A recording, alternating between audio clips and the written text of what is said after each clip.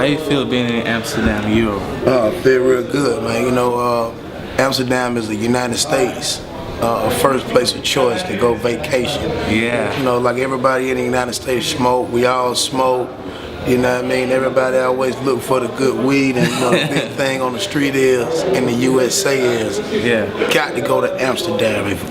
If you die tomorrow, make sure you make it to Amsterdam before you die, you know what I mean? So, you know, I feel kind of good to just be on somebody else's turf, you know what I mean? Somewhere else you can just chill, relax, smoke free, you know what I mean? Just open. I mean, in the United States, in some areas, if you got that much weed, you go to jail. Yeah. Over here, it's like you can walk to the police and say, "Want to hit this?" True. You know what I'm saying? Yeah. So it's different. And it's legal. And it's legal. Yeah. You know. You ain't got no worries. But it's crazy because I'm actually finding myself having some weed and I see a police and I tuck it. You know what I'm saying? I hide it thinking, oh because shit. You're used to that. Hell yeah, I used to hide it so much, so it feel good to just smoke for free right now, you know what I mean? Just wide open, smokeaholic. Don't bring some with you. Oh man, nah, I ain't taking nothing back. We get that when we get back. Yeah. Okay. So how did you start as a DJ? I started back in high school DJing like little high school parties, I was like 17, 18, throwing concerts in like skating rings with bigger artists from the US. Yeah. And from that point, me and Gucci Mane, I've been doing Gucci Mane since I was in elementary school, maybe like 3rd, 4th, 5th, 6th grade. And ended up going to the same high school with him, and I played football at the park, and you know, Gucci used to come to my games all the time, but he didn't really know who I was. I was a star football player, he was a star dope dealer. Yeah. So, you know, it was two different hoods, you know, two different situations, but like I said, I was a star football player, he was a star dope dealer. And when we got out of school, I started throwing concerts, and I happened to start seeing Gucci back and forth a lot. And I started booking him when he had the song called Black Tea and a whole bunch of other songs. Yeah. I started booking him for like 400, 500, 1,000 here, 1,000 there, and he came to me one day like, "Won't you be my DJ?" Yeah. It was like in maybe 2000, 1999, 2000. Like, "I want you to be my DJ." I was like, alright. Just called my phone one day. He was like, "I want you to be my road manager too. I want you to book all my shows." So I said, shit. Well, I'm supposed to say nah? Yeah. I said, okay. I mean, from that point on, it's been like clockwork. You know what I mean? I was with Gucci for years. I did all the road managing and DJing for Gucci. I booked all the shows, booked all the flights, drove them from place to place. From there, I got with OJ. I've been with Pastor Troy. I done been with Goody Mom. I done been with so many artists out here since then.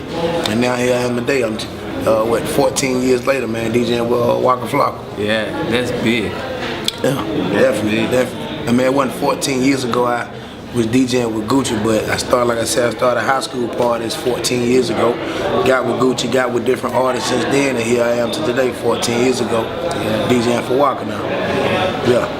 That's crazy, man. Definitely. Because it started out of nothing. Oh no. And you didn't know back then that you would grow up to be such a big star. No. You know, worldwide. Nah, hell no. With I was Gucci Mane, Waka Flocka. Yeah. That's crazy, and all them other dudes. Yeah, I mean, a lot of people look at it like, you know, like a blessing to me, and I look at it like it just worked. I mean, it ain't like I mean, I've been with other artists other than them, but it's just another artist to me. I still look, even though that I'm with them, I still look at independent artists. I still look for more independent artists. Yeah. And, you know, I mean, my biggest thing is independent. It's like just because I'm with them and I've been with them and I've been knowing them before they was rapping. So it's like, it's really nothing to me. I remember day one when Waka first came to me, he was like, "Man, you going crazy on these mixtapes. You did OJ shit, you did Waka, I mean, you did Gucci, you did Alley Boy the Don." He said, man, and he was listening to my Alley Boy the Don mixtape, Alley Boy the Don from the US, from the A-Town, Zone 6. Yeah. He was listening to that I did. I'm the first one to do it. I'm the first DJ to do a mixtape on him. Yeah. So he was like, man, I want you to do my mixtape. I ain't really believe him, you know what I mean? 2 months later, he came with it, and I was like, shit. After I did the first one, he asked me to do the second one, the third one, then the fourth one. So it's like clockwork. I guess it's just me, man. I give my all in what I do. But I don't take nothing for granted. I just don't look at it like it's more of a blessing. I look at it like it just worked. You know what I'm saying? It's a blessing. But it is. Because a lot of people wanna have the success that that you have now. Yeah, with you're all right. the artists You're and right. you know the Right. reputation. Right. Well, it's a blessing to be able to take care of the kids, but I don't look at it like it's a blessing to what I do. I just look at it like it's hard work. You know what I'm saying? I mean, I've been doing this since day one, but actually I haven't been doing this. I was playing football since day one. I was like a star football player in the United States, and can see that. yeah, I got locked up, but I was always a first position player. I was always an up front boss player. You know what I mean? It's like a quarterback. You guide your team. You don't let your team down, and you make sure your team is on the same page you on every year. And I was starting quarterback, and I was a 9th grade starter on varsity. That don't never happen in the U.S. Varsity usually starts at 12th grade. So at the time where I was only 16 and 17 and 15 years old, I was a star player then. So it's like now that I'm DJing and I'm in a driver's seat DJing, you know, it's no different from me. I'm still a star player, and I don't take a back seat in what I do. Yeah. I mean, I still book shows for different artists. I still manage. I still do road manage. I still do all that. But right now, at the time where I'm at, I've been DJing, be on the road with Walker. I can sit back.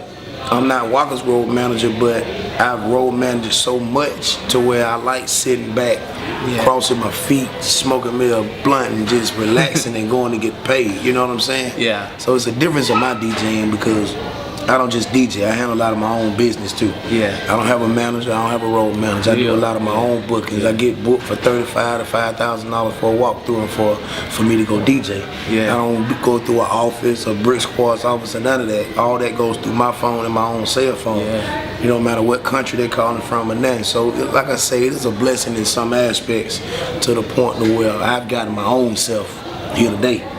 You know what I mean? I ain't had nobody that helped me, to book me, do nothing. Every interview people have wanted to do from different magazines, been people calling my phone. I don't go through an office.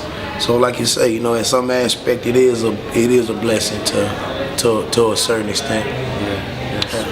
And how does your family handle this? And how do you handle this with your family, being away for so long? Well, they're used to it.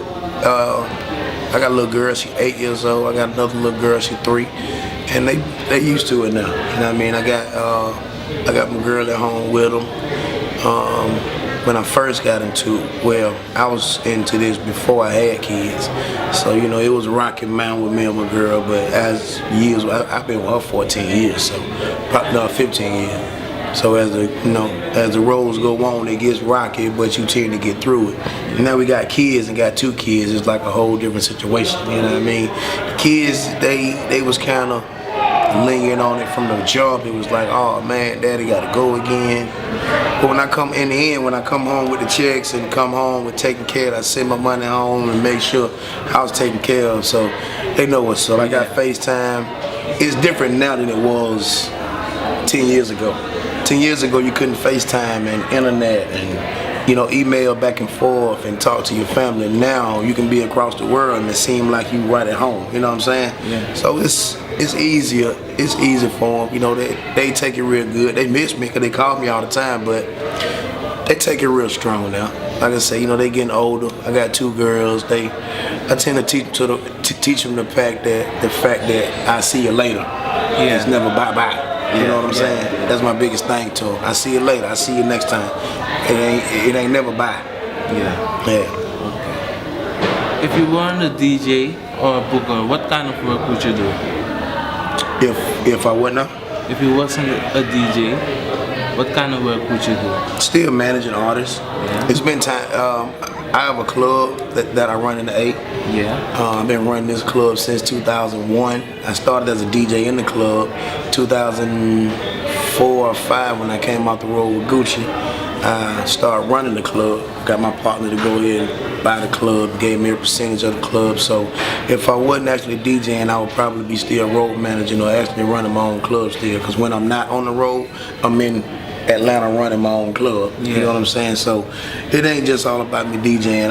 I do mixtapes. I don't only just DJ clubs. I do mixtapes. Yeah. Major. So when I'm off, if I'm off for 2-3 months, I'm still doing mixtapes. Yeah. I'm doing mixtapes back to back to the point to where I don't have to DJ for months. Yeah. Because of the amount of mixtapes is just coming through and coming through. So I do a lot of mixtape. I did Gucci's Mr. Perfect. Like I said, Walker's first 4 mixtapes. I just did Gucci's Trap God mixtapes. Yeah. So I did the Frenchie. Me and Frenchie just dropped with Trapaholic and DJ Smalls. I got Woody Kid coming. I got one on Alley Boy again, Trouble. I got one on Gorilla Zoe. I got a lot of stuff just bagged up that I ain't got to yet. Yeah, So that sounds good. yeah, I got a lot. I'm working on an album right now that should be coming out in summertime. Yeah. So yeah, I got a lot going on to where like if I'm not DJing, my hands is on something. Yeah. It's always my hands is in some kind of pot. Okay, that And I sounds say good. a pot because that pot got money in it. You know what I mean? Yeah, that sounds good.